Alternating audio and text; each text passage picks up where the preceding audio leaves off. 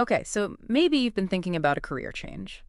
You're looking for something, where you can work with your hands, Yeah. create something beautiful, something lasting. Mm-hmm. And maybe, just maybe, you've walked across a gorgeous rug and thought, wow, how do they even do that? Yeah. Well, this deep dive is for you. We're taking a deep dive into the world of carpet handicraft. We've got stacks of career guides, interview tips, even some AI tools, all to help us understand this fascinating field. It's really interesting how this really old craft, it kind of intersects with all these modern trends we're seeing, the whole resurgence of handmade goods, the maker movement. Right. It's clear that people are craving those traditional skills, that unique beauty that you just don't get from mass production. Right. Absolutely. And, those guides, they really emphasize that handmade element. They get into like all the nitty-gritty, the weaving, the knotting, the tufting. Like, these are the techniques, the backbone of this whole craft. Yeah, and it's really demanding work. You need serious dexterity, precision, but it's not just about technical skill. One of the guys actually shares a story about a weaver who developed carpal tunnel syndrome. Oh, wow. It really highlights how important ergonomics are in this line of work, taking care of yourself. That's a really good point. It makes you realize that, yeah, you got to be physically resilient for this kind of career. Yeah. So we've talked about the physical demands, but what about the other skills you need? The guides pointed out a few interesting ones. One that really stuck out to me was the emphasis on customer service. Oh, really? Yeah, because you often work directly with clients, right? Yeah. Homeowners, interior designers, even architects. Oh, I see. Yeah. And they often have very, very specific visions for what they want. Oh, I bet. And I'm guessing those visions don't always translate directly into, carpet form. Exactly. And one guide actually had this great example, a weaver who was working with a client, and the client just kept changing their mind about the design. Oh, I can only imagine. Drove the weaver crazy, but it just shows you need patience in this field and really good communication skills. It's like you need to be a mind reader, almost. Taking what they say and turning it into a design they'll actually love. Exactly. Managing those expectations, understanding their needs, coming up with creative solutions. It's a good reminder that even though it seems like a solitary craft, you need strong people skills. It's not just about the craft. It's about the people, too. And speaking of the craft, the guides spent a lot of time talking about career progression. And honestly, it's pretty inspiring. It is. And it's not like a static field. Yeah. There's a clear path, usually starting with an apprenticeship. Right. Learning from the ground up. Exactly. You're learning those foundational techniques we talked about, assisting more experienced artisans, maybe prepping materials, doing some basic weaving and knotting. We're building that solid foundation, learning from a master. It reminds me of like old world apprenticeships, like blacksmith and such. Absolutely. And as you progress, you get more responsibility. Okay, so you're not just the apprentice forever. What comes next? Right. So you move to a more junior level, start taking on your own clients maybe, even designing your own patterns.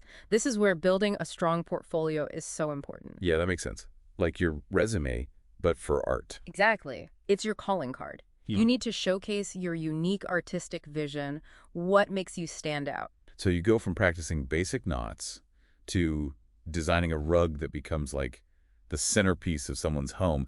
That's amazing. Right. And the guide actually emphasizes how important it is to showcase a variety of skills in your portfolio. Like imagine a potential client sees a traditional kilim pattern right next to a modern abstract design. Oh, smart. So they're not just pigeonholing you into one style. You're showing you can do it all. Exactly. Okay, so we've talked traditional techniques, client relationships, but there's this whole other layer to being a carpet craftsperson these days, right?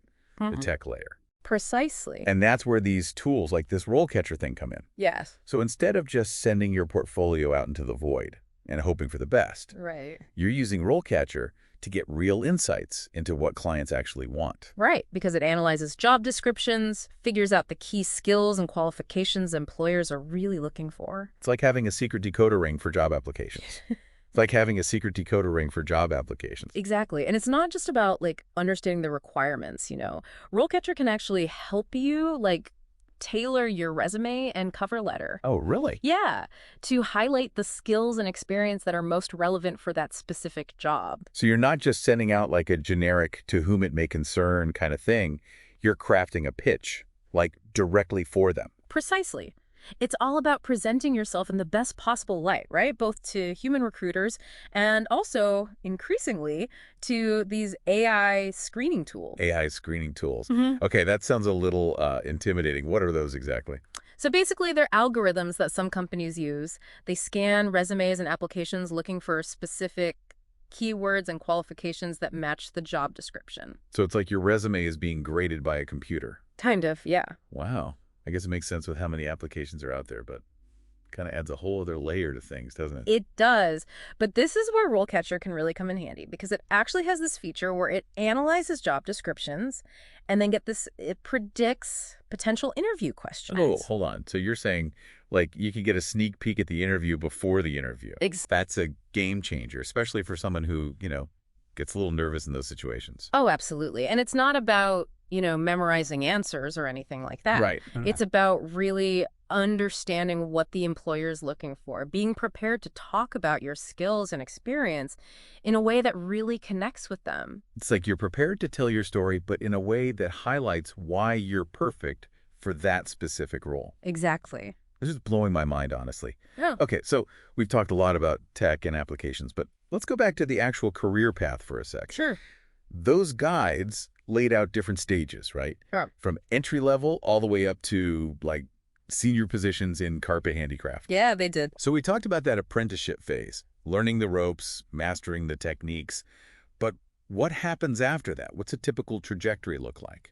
Well, as you get more experience under your belt, as your skills get better, you'll probably transition to a more independent role. Makes sense. The guide talked about how at this stage, lots of artisans, they start taking on their own clients, maybe even setting up their own workshops. Wow, that's so cool. Like going from apprentice to master craftsperson, building your own brand, your own name in the field. Exactly. And this is where, again, that strong portfolio is key. Right, because now it's not just about proving you've got the basic skills. Right. It's like, this is who I am as an artist. Exactly. You're demonstrating your unique style, your creative vision. This is the kind of work I'm passionate about creating. Mm. It must be so rewarding to see your designs come to life like that. Oh, it is. And then, as you continue to grow, you might take on even bigger, more challenging projects. The guide even mentioned some artisans collaborating with, like architects and interior designers. Get out. Yeah, creating custom carpets for like fancy hotels, restaurants, even private residences. Wow, so you could go from weaving like simple patterns Mm-hmm. to creating a one-of-a-kind rug for some high-end client. Yeah. That's incredible. It's amazing to see how far this craft can take you. It really is. And it's interesting because even though this is like a centuries-old craft, it's constantly evolving. That is so true. I mean, I just saw this amazing rug the other day. It was woven entirely from recycled plastic bottles. Talk about innovation. That's amazing. It really speaks to the adaptability and creativity of these artisans.